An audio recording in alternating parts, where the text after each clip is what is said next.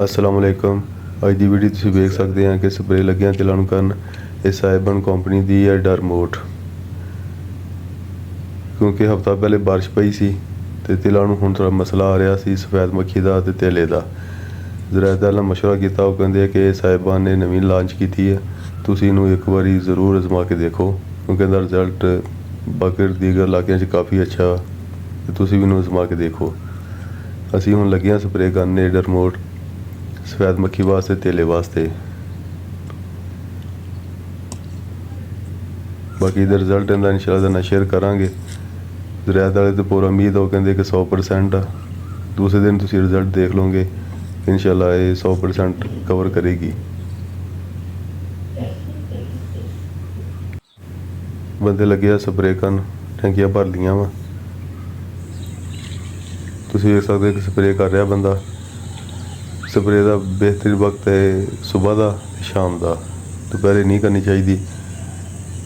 सुबह तुसीं first time spray करो तो क्योंकि जो भी सफेद मक्खी है या होर भी हशरात जो भी है वो पत्ते के उत्ते आ जाता, स्प्रे उत्ते पैंदी जल्दी तलफ हो जाता।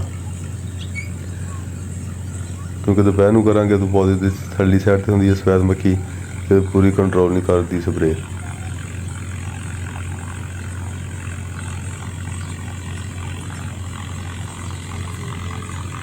तेरा फल पूरा लग गया वा।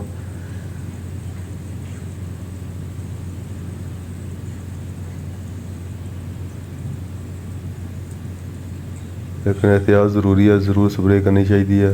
अगे भी इन तिलों की वीडियो बना के अपलोड की हुई है इस चैनल पर जो बीजे सी। फिर बाद जो पहला पानी का आया फिर स्प्रे की है, खाद बाई सारी वीडियो इस चैनल पर मौजूद है।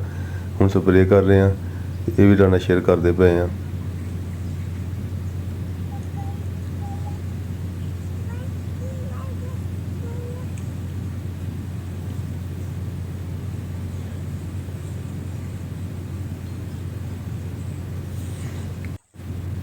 स्प्रे करने तो बाद इंशाल्लाह जो भी रिजल्ट आएगा तो आना शेयर करांगे।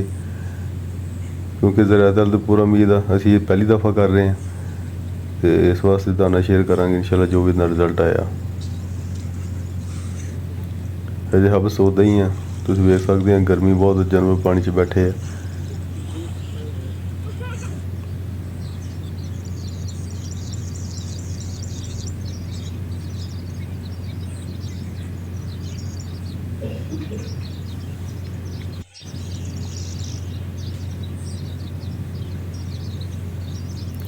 तिलों नूं फल मुकम्मल आ, फुल्लें नूं किते किते लगा, बाकी डोडी सारी बन गई है।